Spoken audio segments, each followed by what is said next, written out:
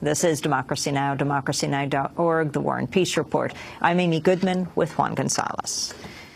We turn now to Haiti, where almost 3 years since a 7.0 earthquake devastated the country, rebuilding has barely begun. Almost 400,000 people are still living in crowded camps. A new report by Amnesty International says the housing situation in Haiti is nothing short of catastrophic. The earthquake on January 12, 2010 killed roughly 300,000 people and left more than 1.5 million homeless in what was already the poorest country in the Western Hemisphere. A cholera epidemic widely blamed on international UN troops spread shortly after the earthquake and killed almost 8,000 people, making more than 500,000 sick. According to reports, only about half the $5.3 billion in promised funding from international donors has been paid out. Critics point out that even of the money that's been delivered, very little has made it directly to the Haitian people, going instead to international non-governmental organizations, private companies involved in the relief effort. Well, to talk more about the situation in Haiti, we're joined now by author and journalist Jonathan Katz, the only full-time American reporter in Haiti when the earthquake struck Port-au-Prince. His new book is called The Big Truck That Went By: How the World Came to Save Haiti and Left Behind a Disaster. It explains where the massive international relief effort in Haiti went wrong. We welcome you to Democracy Now!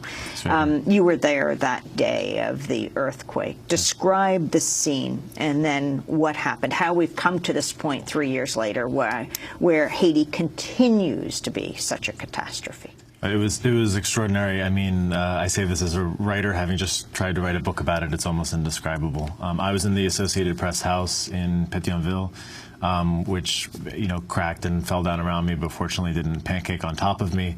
But the destruction was total. The neighborhood behind my house was just gone. Whole swaths of the city were eviscerated. It was absolutely indescribable.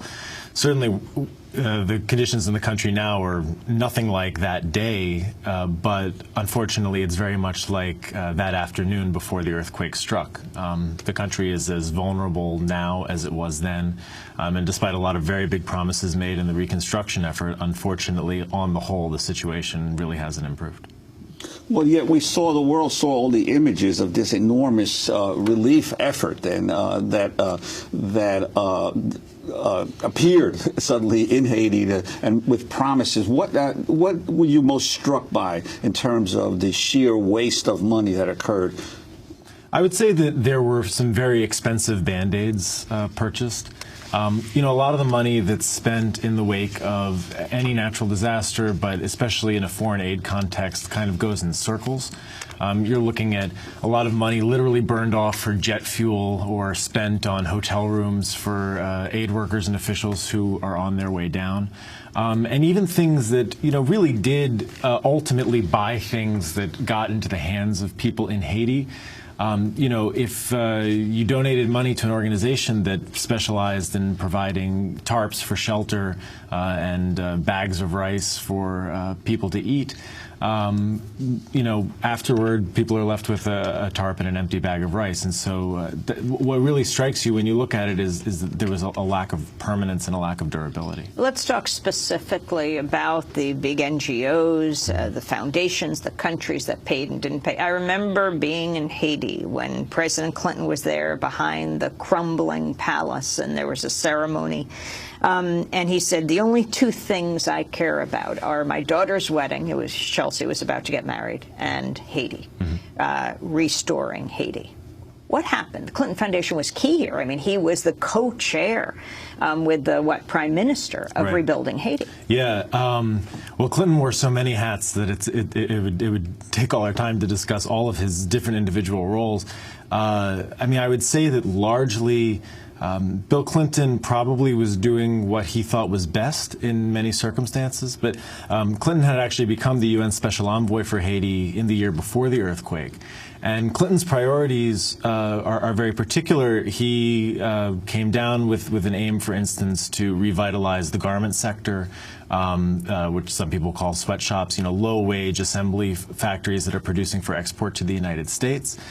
And in some ways, those projects were successful in the sense that they accomplished the goal that they had set out to goal of opening these factories back up. The question is whether or not that actually is a long-term benefit for Haiti, and many people say it's not, and I think they actually make a quite persuasive argument. And what of the role of the Haitian government? Whether it's from a perspective of sovereignty, running its own country, or in terms of competence and being able to handle the situation. How did you assess the role of the Haitian government? Well, it's another really mixed bag. You're talking about two governments over the period of the last 3 years. At the time of the earthquake was the government of René Préval, and there was actually an election held just a couple months after the earthquake, of course, and that resulted in the election of Michel Sweet Mickey Martelly as president. And, the problem throughout has been the problem that, again, affects foreign aid all over the world, in which donor countries avoid local governments, they avoid local institutions, they fund through their own agencies, their own NGOs, their own militaries, and that weakens institutions. And as a result, the institutions were already weak coming into the earthquake, so they had a very, very hard time responding on their own. The president at that time, René Préval, was famously very absent from the public eye, even though he was apparently zipping around town on a motorcycle on his own. Since then, there's been an election. The election was a bit of a mess. There's a very heavy hand of the international community. President Martelly has an extremely different governing style than President Préval, but the institutions are no stronger than they were before, and that's really the problem. Jonathan Katz, you know well the story of cholera. Last month, the UN launched a $2.2 billion campaign to wipe out cholera over the next decade in Haiti, where the epidemic, widely blamed on UN troops, has killed thousands of people. This is UN humanitarian coordinator Nigel Fisher. The latest is, since October of 2010, we've had about 620,000 infections and about 7,700 deaths. Obviously, it's an incredible epidemic. It's a terrible tragedy for every Haitian family who's lost members. If there's a point of encouragement to be taken, it's that this year, in 2012, we have seen a real drop-off in the rate of infections and the rate of and the mortality rate. For example, this year, remember I said about 620,000 cases. Well, this year we've had 117,000 cases, which is effectively to say, up till the end of last year, we had the equivalent of 25,000 cases a week. This year, it's come down to about 2,500 cases a week, 10%. And also the number of deaths is about 12% of the total. That's UN humanitarian coordinator Nigel Fisher on cholera. Jonathan Katz, the cholera epidemic, how it was caused. Well, once again, with the UN, this is a situation of, other than that, how was the play, Mrs. Lincoln? I mean, there was a lot of very important work done by NGOs and by UN agencies after the cholera epidemic to stem its flow and to prevent it from being even worse than it was. But of course, all evidence shows that United Nations peacekeepers brought the epidemic in the first place. And in some ways, even worse than that, or at least more grossly negligent, the UN has done a very good job of avoiding accountability over the last 2.5 years. The newest initiative that the United Nations has put forward, eradication is a good, if lofty, goal, but this project doesn't really seem to be able to do that. It's mostly reshuffling around existing money, sanitation and water projects that were promised even before the cholera outbreak began in the first place.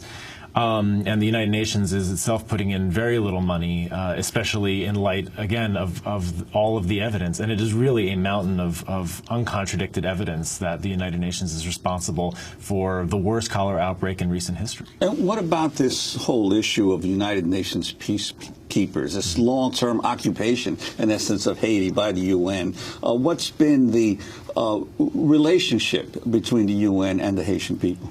It changes, and it depends on who you talk to at what time.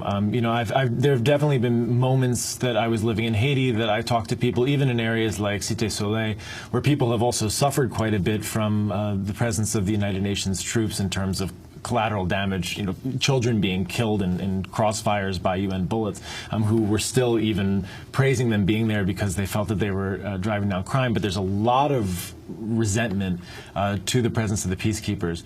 And what we're really dealing with now is mission creep. They've been there for so long, since 2004. The mission now wouldn't seem to have anything to do with whatever the mission was originally, and it's really unclear to most Haitians why these foreign troops are on their soil. On this third anniversary of the earthquake, let's end with the words of Jonathan Katz, the Haitian author. They're portrayed as sort of passive receivers and not actors enough. They have the will, they have the ability.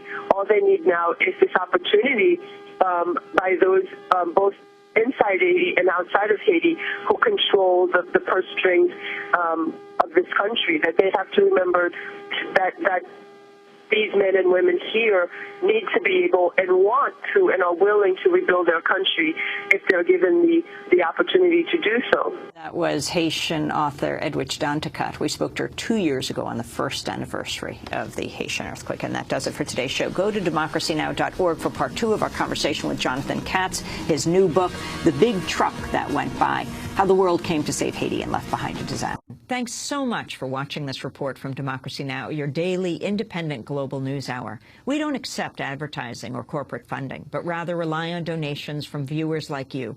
Please make your contribution by visiting democracynow.org. We need your support today to keep bringing you this hard-hitting, in-depth reporting.